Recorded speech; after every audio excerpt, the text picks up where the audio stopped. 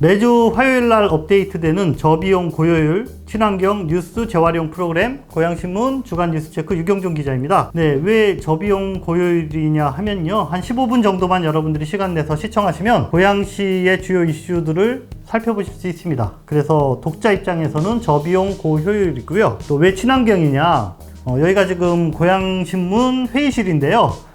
양쪽이 유리창이라서 무척 덥습니다. 근데 저희는 에어컨은 없고, 네, 선풍기도 틀지 않고 지금 녹화를 하고 있습니다. 자, 그래서 탄소 저감에 기여하는 친환경 프로그램이다 라고 말씀을 드리고 싶습니다. 네, 아까운 시간이 가고 있네요. 헤드라인 체크해 드리겠습니다. 자, 오늘의 첫 번째 소식은 강매동 자동차 클러스터가 결국 무산됐다라는 소식입니다. 두 번째 소식, 고양시 국회의원들의 상임위원회가 결정이 됐습니다. 각자 어디로 갔을지 잠시 후에 전해드리겠습니다. 자, 고양시 의회 소식도 살펴보겠습니다. 후반기 의장이 실질적으로 결정이 됐습니다. 예, 일산의 이길용 의원이 후반기 의장으로 결정됐다는 소식. 네 번째, 지난주 고양시 행정감사가 있었습니다. 그 중에 주요한 뉴스 3가지만 뽑아서 여러분들에게 전해드리겠습니다. 오늘의 마지막 소식은 슬기로운 영화 감상 자동차 극장을 2곳을 소개해드리겠습니다. 자, 이번 주 고양신문 보시다시피 일면에 실린 기사입니다. 6년 동안 끌어오던 강매동 자동차 클러스터 사업이 결국은 물거품이 됐다라는 소식인데요. 오늘도 이성호 기자와 함께 자세한 소식 알아보도록 하겠습니다. 자동차 클러스터 사업, 도대체 이게 뭔지 그동안 과정 좀 설명을 해주세요. 예, 자동차 서비스 복합 단지라고 말씀드리겠습니다. 정식 명칭은 그거예요. 네. 덕양구 강매동에 약 40만 제곱미터에 자동차를 테마로 한 산업 단지를 만들겠다. 네. 이런 계획을 말씀드린 거고. 잠깐만요. 일단 여기 지금 사진에서 보시는 저 부지입니다. 그러니까는 제2자유로, 그리고 그 인천공항을 가는 그 길, 그 사이에 있는 저 지금 사진에서 보시는 저 부지에 자동차 복합 산업 단지가 들어설 예정이었다. 이게 2014년도에 본격적으로 사업이 추진이 시작됐어요. 네. 내용은 뭐냐면은 그 안에다가 자동차 판매장, 자동차 박물관, 자동차 관련 대학, 자동차 연구 개발 시설, 문화 시설까지 주민 편의 시설을 말하는 거죠. 네네. 그런 것까지 다 포함시켜 가지고 조성할 계획이었죠. 예. 근데 이게 무산이 됐다. 예, 이게 한 2주 전쯤에 무산됐는데 네. 행정감사 기간이었기 때문에 행정감사 기간에 왜 이것이 무산됐는지에 대한 집중 질의가 있었습니다. 아, 예. 그래서 그 내용을 바탕으로 기사가 작성이 됐죠. 정리를 하신 거네요. 물거품된 핵심적인 이유가 뭔지. 예, 대부분의 개발 사업이라는 것이 마찬가지인데 특히나 경기도는 그린벨트를 풀어야지 개발이 가능하죠. 그렇죠. 예, 네. 개발 부지가 대부분 그린벨트이기 때문에. 네. 그래서 그린벨트를 풀어야 되는데 네. 이 그린벨트를 풀려면은 뭐 공공성이 담보가 돼야 되지 않겠습니까? 국토부가 맞습니다. 그린벨트를 함부로 풀어주지 않잖아요. 특별한 이유가 있어야 풀어주는데 이게 특정 회사 사업에 너무 특혜를 주는 것이 아니냐. 이제 이게 핵심이라고 볼 수 있어요. 다시 한번 또 계획이 제출됐는데 최종적으로 역시나 이 그린벨트를 풀어야 할 만한 공공성이 담보되지 못했다. 그린벨트를 풀려면은 중앙도시계획위원회라고 네. 하는 곳이 있어요. 예. 이 중도위를 통과해야 됩니다. 아, 거기가 심사기관이다라고 보면 되겠네요. 예, 국토부의 예. 이제 심사기관이라고 보면 되는데 네. 이게 4년 전에 4번이나 심사를 저희가 제출했어요, 고양시가. 근데 4번 연속 다 낙방. 그리고 4년 만에 다시 이번에 최근에 심사를 받았는데 이번에도 낙방. 그러니까 이번 낙방은 이제 불가역적인, 돌이킬 예. 수 없는 낙방이다. 예, 뭐 이렇게 그래서 결론 났다라고 보면 되겠네요. 뭐 다시 재도전할 의사가 있냐라고 행감 때 물어봤는데 의사 없다, 끝났다 라는 답변이 나온 거죠. 자, 이 기사 속에서 고양 K월드 주식회사라는 특수 목적 법인이 등장을 하는데, 자, 고양 K월드 이게 도대체 어떤 데인지 정체를 좀 말씀을 해주세요. 예, 특수 목적 법인 그 말대로 이 사업만을 위해 만들어진 회사를 말합니다. 아, 예. 그러니까 자동차 클러스터를 추진하기 위해서 고양시가 설립한 예. 네, 법인. 근데 이 개발 사업을 주도한 곳이 네.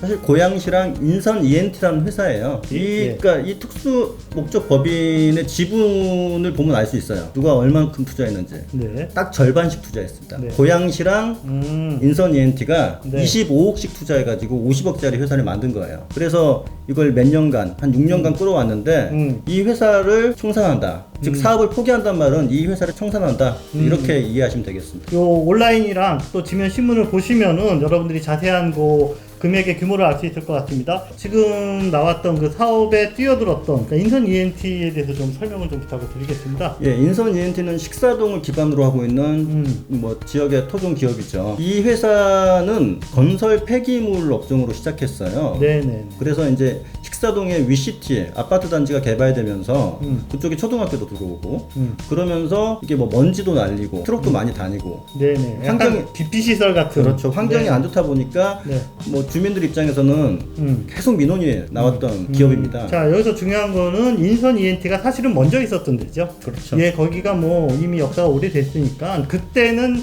요 식사동이라는 데가 이제 가구 단지가 있었고 요게 개발되지 않았던 데니까 그런 업체가 거기에서 이제 사업을 하기에 전혀 무리가 없었던 동네인데 그 앞에 위시티라는 최고급 아파트 주택 단지가 들어서면서 이제 주민들의 민원이 이제 끊임없이 발생해서 이 인선 ENT가 옮기는 거를 고려하는 과정에서 요 클러스터 사업에 이제 착수하게 된 이제 그런 배경이 있는 거죠. 그렇죠. 이제 인선 ENT가 강매동으로 옮겨가기 위해서 네. 사실상 강매동 자동차 클러스터를 준비했다라고 볼 수 있는 거예요.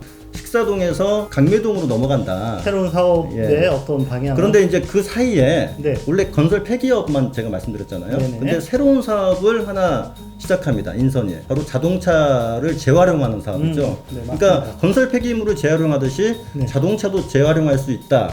이제 그런 사업을 인선에서 네네. 사업을 확장한 거예요. 네. 확장하면서 동시에. 예, 식사동을 떠날 테니 강매동으로 가는데 고양시가 협조해 달라라는 네. 어떤 딜을 한 거라고 볼 수 있어요. 예, 여러분들이 뭐 잘 모르시는 분들도 있겠지만 여기서 말하는 자동차 재활용 사업이라는 게 우리가 일반적으로 알고 있는 폐차장 이런 수준을 좀 뛰어넘어서 상당히 우리나라에서는 좀 보기 힘든 혁신적인 또 집적화된 이런 시설들을 사실은 운영을 했었거든요. 자, 그렇다면 이게 이제 무산되는 거가 강매동 주민들은 본인 마을에 새로운 개발 사업이 취소가 됐고 또 식사동은 좀 이전을 원했던 사업체가 결국은 지금 출구를 못 찾은 거라서 식사동 그리고 강매동 주민들의 반응이 좀 궁금하긴 합니다. 예. 자동차 클러스터가 무산되면서 결국 주민들의 입장은 굉장히 허탈감이 양쪽 다. 있을 수밖에 네네. 없죠. 근데 강매동은 애초에 이 사업을 반기기도 했지만은 네네. 좀 싫어하기도 했어요. 우선 지역 개발이 되기 때문에 산업단지 들어오면 좋은 거 아니겠습니까? 네네. 그런 것 때문에 반기는 이유도 있었는데 근데 산업의 내용이 뭐냐 실체가 뭐냐라고 봤을 때 이게 결국은 폐차장 사업 비슷한 거 아니야? 모든 주민들의 합의와 응원을 받기에는 좀 애매한. 예, 그래서 사업의 내용에는 좀 반대하는 입장에 있는 주민들도 꽤 있었어요. 네네. 그래서 이제 찬반이 약간 엇갈리긴 했는데 네네. 아무튼 무산됐고요. 네네. 식사동 주민들의 입장을 봤을 때는 야, 인선 옮겨가면은 그냥 끝나는 거잖아요.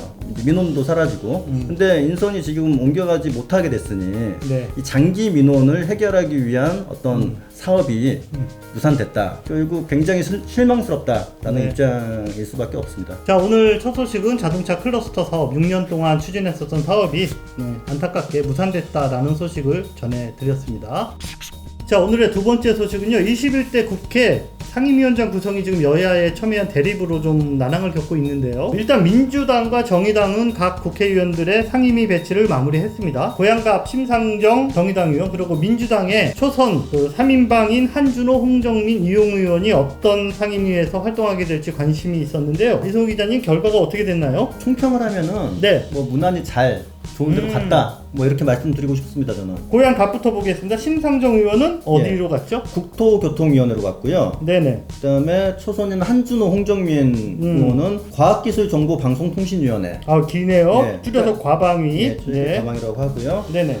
일산 서구의 이용우 의원이 정무위원으로 갔습니다. 그 일단 심상정 의원부터 보면 기획재정이랑 환경노동위에서 그동안 활동을 한 경력이 있는데 이번에는 국토교통위로 들어갔네요. 국토위를 간 이유가 국토위는 사실 누구든지 가고 싶어하는 위원회 중에 그렇죠. 하나예요. 개발 사업과 연관도 예. 있고. 힘이 세니까. 근데 이번에 덕양이 창릉 신도시가 네네. 발표된 지역이고, 그 다음에 창릉 신도시와 함께 뭐 고양선 이런 게 연장이 이제 될 거고요. 아, 여러 가지 공약 사항을 추진하는 데 있어서 좀 적합한 그런 부서다. 거기다가 심상정 의원의 핵심 공약이 고양시의 내부 트램을 만들겠다, 팔자형 맞습니다. 트램을 만들겠다. 이거 네. 굉장히 대규모 사업인데 네네. 이런 사업을 하기에는 국토위가 적합해 보인다. 네네, 알겠습니다. 한준호, 홍정민 의원은 과학기술방송통신위원회 과방위 자 눈길을 끌고 있습니다. 둘이 같은 데로 갔네요. 그 국회 상임위가 17개나 되지 않겠습니까? 네네. 17개나 되는데 같은 지역에 있는 국회의원이 같은 데 한 곳에 들어가는 게 그렇게 흔한 일은 아닌데 그러네요. 예, 이쪽으로 갔어요.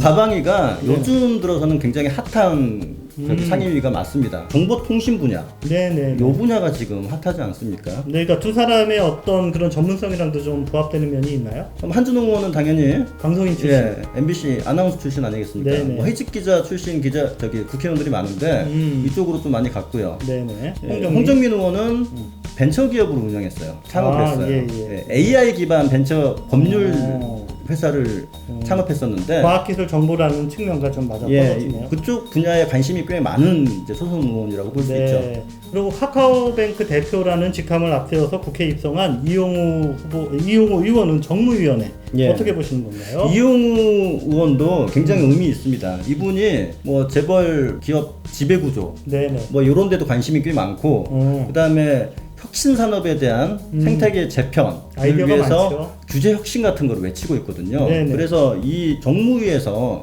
충분히 활약할 수 있을 거라고 기대가 됩니다. 자, 이제 고양시 4명 국회의원들의 일할 곳이 정해졌습니다. 앞으로 어떤 활약을 보여줄지 관심을 갖고 지켜보도록 하겠습니다. 자, 국회 소식 알아봤으니까요. 이제 고양시 의회.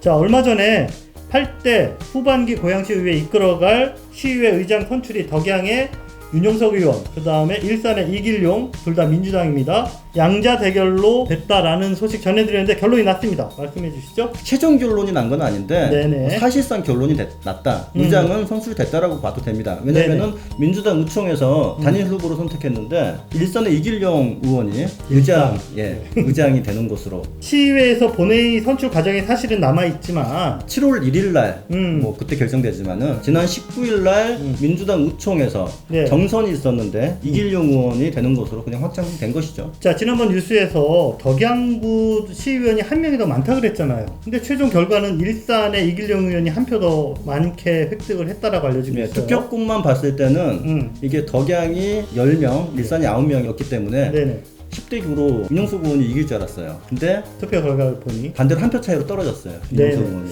자, 여기에 대한 어떤 해석은 저희가 좀 자제하도록 하겠습니다. 자, 결과적으로 민주당에서 지금까지 배출한 고양시의회 의장이 한번 기억을 더듬어 보면 김필래, 박윤희, 그리고 소영한, 또 먼저 전반기였던 이윤승 의장까지 모두 4명인데 다 일산 출신이에요. 맞습니다. 그런데 이번에 또 다시 일산이 돼서 총 민주당이 배출한 의장 5명은 덕양이 없다. 누군가는 좀 섭섭할 수도 있는 그런 소식이네요. 자, 이성우 기자와는 여기까지. 다음 주에도 또 재밌는 소식 부탁드리겠습니다. 네.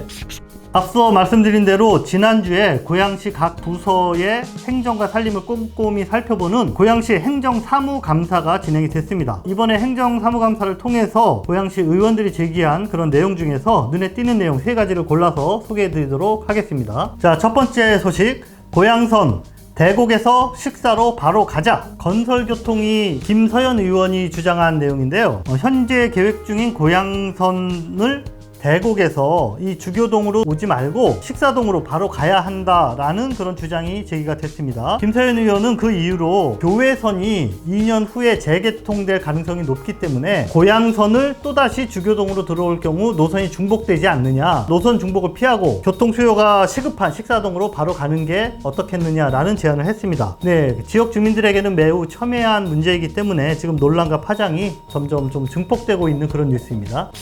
두 번째 소식입니다. 행정사무감사에서 지적된 내용인데요. 380만원짜리 배양기가 2,100만원? EM 사업이 수상하다라는 의혹이 제기됐습니다. 환경경제위원회 송규근 의원이 제기한 문제인데요. 네, 하천 수질 개선을 위해서 사용되는 EM, 그 유용미생물 사업이 특정 업체에 특혜를 주고 있는 것 아니냐 하는 내용입니다. 송규근 의원에 따르면 EM 관련 사업을 하는 A라는 업체가 수년간 고양시와 약 10억 원 규모의 그 거래를 독점했다라고 합니다. 그리고 특히 지난해에는 그 EM 배양용 탱크라는 그런 기기를 원가보다 훨씬 높은 가격에 고양시에 납품한 것으로 지금 드러났다라고 의혹을 제기하고 있습니다.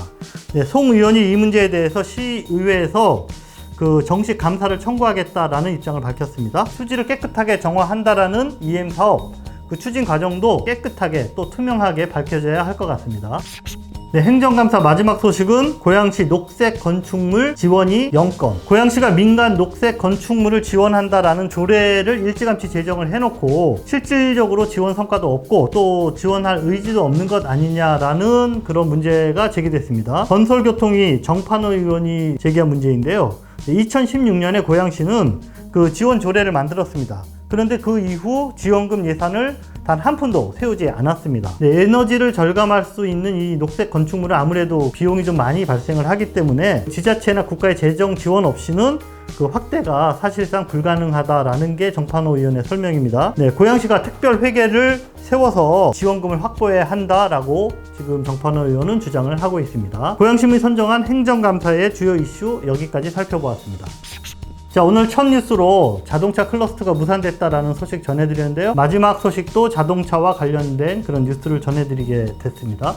네, 코로나19가 잠잠해질 기미가 안 보이면서 영화 팬들의 고민이 깊어지고 있습니다. 예, 극장을 찾기에는 아직 뭔가 좀 찜찜하고 그렇다고 TV나 또 요 스마트폰으로 영화 감상하는 것도 이제는 좀 지겨워지고, 자, 이런 분들을 위해서 고양신문 정미경 기자님이 고양신문 12명 공간을 통해서 슬기로운 영화 감상 해법을 찾아드렸습니다. 바로 드라이브인 시어터입니다. 자, 두 곳을 소개했는데요. 먼저 퍼스트가든 자동차 극장입니다. 고양시 설문동이랑 파주시 경계에 있는 퍼스트가든 자동차 극장은 일산에서 10분이면 도착하는 그런 거리에 있어서 접근성이 아주 좋습니다. 사진에서 보시는 것처럼 이 퍼스트가든은 다양한 볼거리와 즐길거리가 있는 그런 복합 문화 공간이라고 합니다. 가족들이랑 한번 찾아가 보시는 거 괜찮을 것 같고요. 다음에 소개하신 곳은 통일동산의 명소 자유로 자동차 극장입니다. 네, 총 3개의 상영관이 있는데 동시에 400대의 자동차를 수용할 수 있는 그런 대규모 자동차 극장입니다. 오랜 전통을 자랑하는 경기 북부의 대표적인 그런 자동차 극장이라고 할 수 있습니다. 자동차 시동이 꺼지면 스크린에 불이 들어오고 영화도 감상하고 밤하늘에 별도 볼 수 있는 자동차 극장의 낭만, 한번 도전해 볼 만한 아이템인 것 같습니다. 자, 오늘도 숨가쁘게 뉴스 체크 진행해 드렸습니다. 매번 좀 짧게 찍어보자 그러는데 예상보다 점점 시간이 길어지네요. 이제 올해도 전반기가 다 갔습니다. 6월이 가기 전에 우리 고양팟 구독자 1000명이 목표였는데 이제 한 열흘 남았는데 좀 아슬아슬합니다. 여러분들 구독 눌러주시고 또 좋아요 눌러주시면 저희에게 큰 응원이 될 것 같습니다. 네, 날씨는 점점 더워지지만 저희는 보다 시원한 소식 전해드리기 위해서 고양신문 기자들 열심히 뛰겠습니다. 다음 주에 뵙겠습니다.